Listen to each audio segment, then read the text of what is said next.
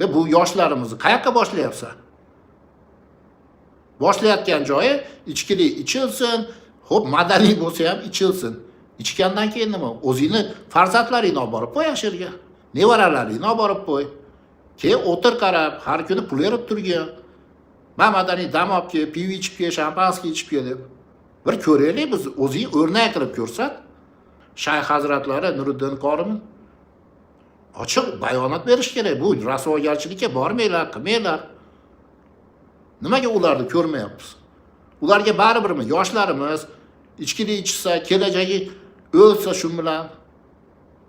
Aroq xo'rib ketsa, sharobiylardan bo'lib ketsa, ularga baribirmi? Hali o'zlaricha, men namozimni o'qiyapman, men tinchgina bo'lay. Biz bormayapmiz u yoqqa. Seni ishing to'g'risi. Shularni, yoshlarni to'g'ri yo'lga boshlashmasmi? Ichmanglar. Buni oqibati katta, zarar. Juda ko'p oila shuni orqasida ajrashib ketadi.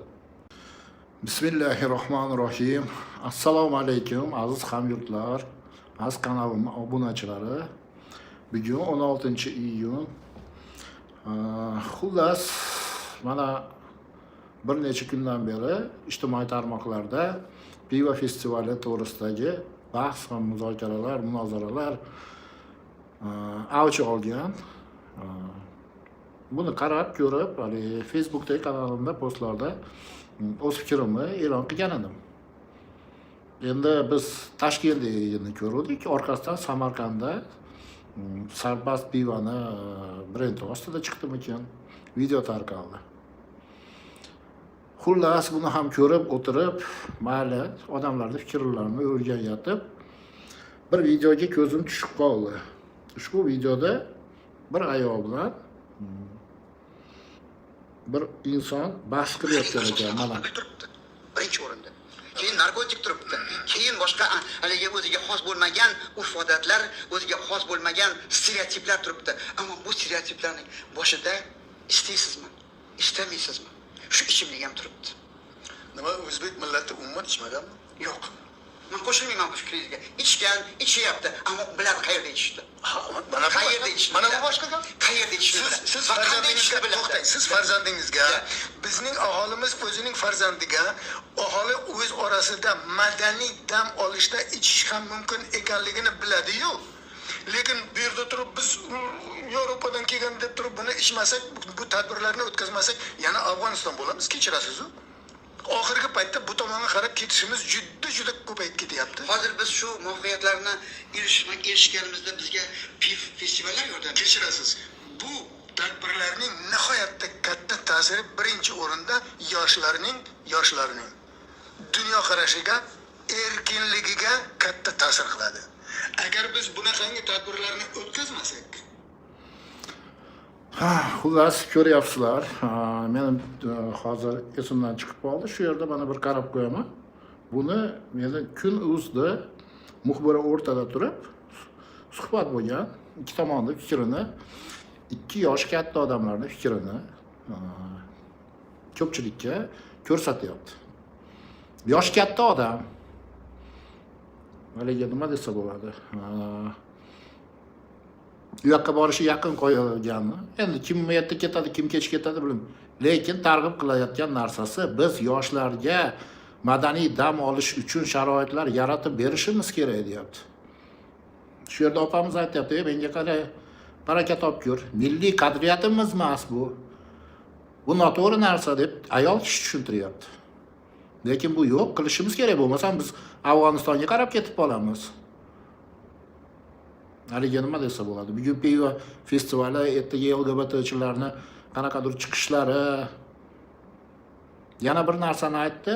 Kim bularga ruxsat beryapti desa, hokimlik ruxsat bergan. Hokimlik ruxsat bergan bo'lsa, demak xalq rozi degani deyapti.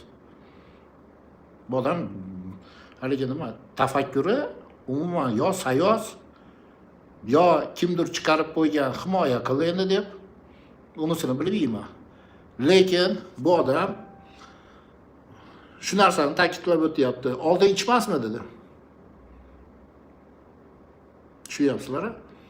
Endi shu yerda bir narsani hozir bitta bizni 46-yilda bo'lganmikan, 46-yilda suratga olingan bo'lsa kerak. Farg'onalik qiz degan badiiy film bor. Shu yerda Farg'onada masalan bitta qishloq hayoti ko'rsatiladi, paxtakorlarning hayoti. Va shu yerda kolxozning raisi bo'lib, bir oilani bekasi, kolxozning raisi, uni turmush o'rtog'i brigadir bo'ladi, Qaraqadur yerda. Qizi ham bo'ladi. Xullas ular yangilik olib kelmoqchi bo'lishadi. Qisqacha qilib aytib o'tib ketsam, shu qishloqqa o'sha paytda bitta injener shahardan keladi. Yangiliklarda ko'rsatib, shu traktorlarni yurgizish, birinchi traktorlar, o'sha 46-yil, 50-yilda traktorlarini. Shunda shu injener yigit choyxonaga keladi. Qishloqqa qayerga borsa, oldin mehmon choyxonaga to'xtardi. Chiroyli shinam choyxona. Choyxonachi ozoda kiyingan, choylarni damlab, mehmonni kutib oladi. Xullas bo'lib o'tgan voqea oxirini ko'rsanglar. Yana bir aylanib kelib, oradan 3 oy, 4 oy vaqt o'tib, endi choyxonada shashlik, artistlar va o'zimizni o'zbek qizlari, o'zbek yigitlari bilan so'rida o'tirishib, pivodan oling deb pivo ichishni shu yerda reklama qiladi. Birinchi reklamasi o'zimizni qizlar xonatlasida, ko'ynaklarda, eng qizig'i o'sha qiz onasi bilan otasi ham yonda o'tirgan bo'ladi stolda. Pivo ichishib o'tiradi. Ota, ona va qizi. Sujet shunga bog'langan. Madaniy hayot bu. Sovet ittifoqida haqiqatda ichkilik ko'p ichilgan, bo'lgan. Bu biz ichkilikni o'zi oqibatlarini har qanday mutaxassisdan masalan borib so'ralsa, masalan narkologiyada vrachlardan bu juda og'ir oqibatlarga olib keladi. Ichkilik ham alkogolizm. Bu juda bog'lanadi. Xuddi narkotik qanaqa bo'lsa, shunday narsa.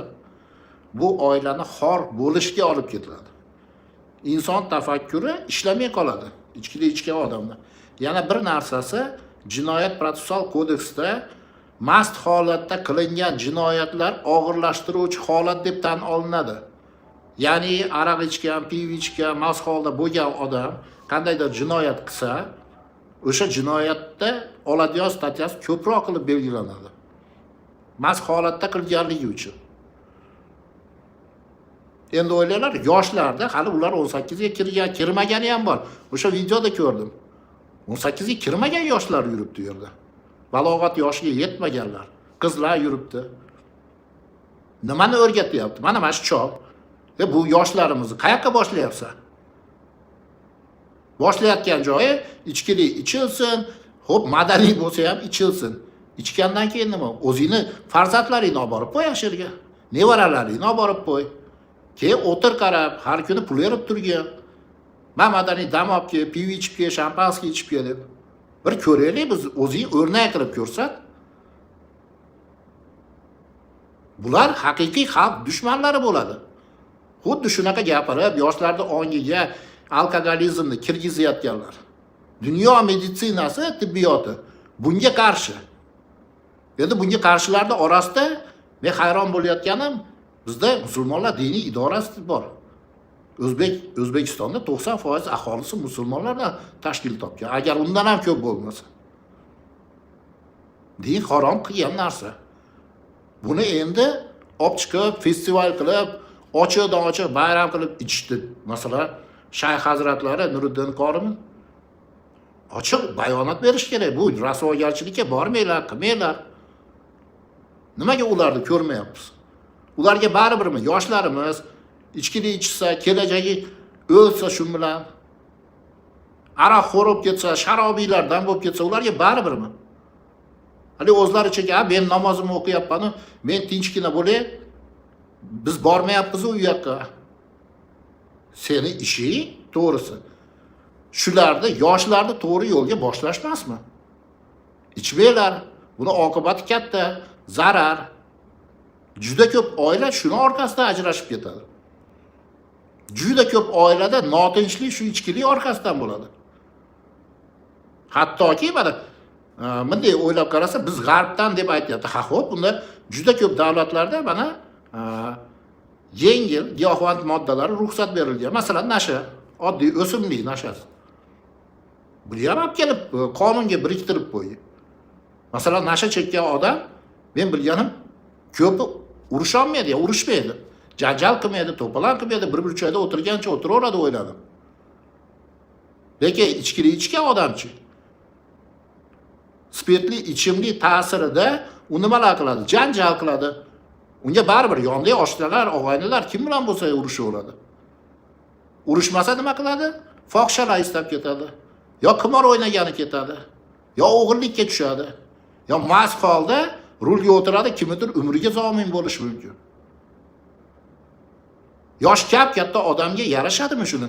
Chiqib, masalan, oyna jahonga chiqib olgan, biz mashina qilishimiz kerak. Bo'lmasa Afg'onistonga o'xshab qolamiz deyapti. Nima uchun bular bizni Afg'oniston bilan qo'rqitadi? Mana aksi davro Afg'onistondan bo'lib qoladi. Ularga bir narsa bo'lganmi? Hokimiyat ruxsat bersa bo'ldi deyapti. Hokimiyatni oldiga chiqarish. Men bilganim mana qanchadan beri oxirgi ushalayotgan bari poraxo'l, iflos, iskirtlar hammasi hokimiyatdan. Yana ozgina pul olishmaydi, ular 5-600 dollar olib qo'ymaydi. Qachon qarasang 10 ming dollar, 20 ming dollar, 50 ming dollar. Boshqasining uyidan 3 million dollar chiqadimi? Nimaga uni gapirmayapti bular? Mana shunaqa ichib qo'yib, sharobiy bo'lib turib, keyin pora talab qilganlar bo'ladi. Biz amaldorlarning orasida juda ko'p hali ichkili ichadiganlar. Xalqni qayerga boshlash va uni fikriga, yoshlarning g'oyasiga nimalarni kirgizish kim o'ylab chiqaryapti? Qayerda bo'lsa yoshlarni to'g'ri yo'lga solish ketayotgani bizda pivo festivali. Mumkin emas narsa bu. Umuman masalan O'zbekiston xalqi uchun qilinayotgan jinoyat bo'ladi. Araxo'rlikda, mana shunaqa narsalarda buni oqibatida hamma kim chiqsa mitantasi, buni oqibati yaxshilikka olib keladi desa birontasi. Eng muhimi biz shu pivo festivalida kim o'tkazganligini bilmayapmiz. Kim o'tkazgan, kim ruxsat berdi? Shuni bila olmayapmiz. Yana orqasidan qachon qarasa yoshlarimiz bebosh bo'lib ketyapti. Yoshlarimiz haligi nimasi, yurish-turishi o'zgargan. Ha o'zlaringmi? Mashina qilib rasvogarchilikka yo'l qo'yganlar. Kim biz chiqib qilib beryapmiz festivalda? Yo'q, o'zlari reklama qilib, o'zlari chaqirishyapti. Kelinglar, pivo ichib ketinglar deb. Yana nima deydi? Biz g'arbdan olyapmiz. Nimasini olyapsan? Sen g'arb madaniyatidan oladigan bo'lsang, bir-birini hurmat qilishni ol. Ekologik tozalikni ol. Axlatlarni yo'qotishni yo'lini mana shulardan o'rgan. Asfaltni qanday chiroyli qo'yishdi. Qayerga bo'lsa mana radarlarni qo'ymaslikni. Yo'q, bular u narsani olmaydi. Bular aynan mana shunaqa narsalarni olish kerak ekan. Qachongacha davom etadi? Albatta yoshlarni jinoyat yo'liga yetaklash shartmi? Bizda jamoat joyida spirtli ichimlik ichish mumkin emas, qonunan taqiqlangan. Qonunan taqiqlangan. Nimaga endi bunga ruxsat berilyapti? Hamma jim hech qaysi kattasi chiqib bunga bir sababini tushuntirib bermayapti. Diniy ulamolar chiqib turib bunga nimaga qarshi bo'lib chiqib gapirmayotgan hech kim, hamma jim. Hali bir kitob bor edi, jimjitlik degan. Endi hozir uni tafsilotlarini aytib bersam, Sir davriga qaytishimizga to'g'ri keladi. Sir davrida shu ichkilikka qarshi mana shu o'zimizni hushyorxonalar ochilgan. Odamlar endi u paytda juda qattiq hali nima kurash olib borilgan. Ichkilikka jang deb, urush deb juda qattiq hali nima olib borilgan. Bular esdan chiqib qoldimi shu odamda? Ichkilikning oqibati xor zorlikka olib kelishini bilmaydimi? Yo bilib turib qilyaptimi? Bilib turib qilayotgan bo'lsa haqiqiy xalq dushmani bo'ladi. Bizni yoshlarimiz dushmani bo'ladi. Uning uchun undan ko'ra ana kitobxonlikni ochib ber. Qanchadan shaxmat musobaqalarini o'tkiz. Yoshlarda ongini, yoshlarga katta to'garaklarni ochib qo'y. Mini stadionlarni bekarga qilib qo'y. Hali aytadigan bo'lsangiz gap ko'p. Yoshlarda to'g'ri yo'lga boshlash uchun qilinadigan ishlar hali juda ko'p. Sanab o'tilsa son sanog'i yo'q. Lekin ular qilinmayapti. O'sha pivo festivalida shu raqsga tushgan, ashirga kelgan boshlab beruvchilar pulga yollaniladi. Boriladida qayerdandir hali fohishaxonalardanmi, boshqa yerdan qizlarni tortiladi.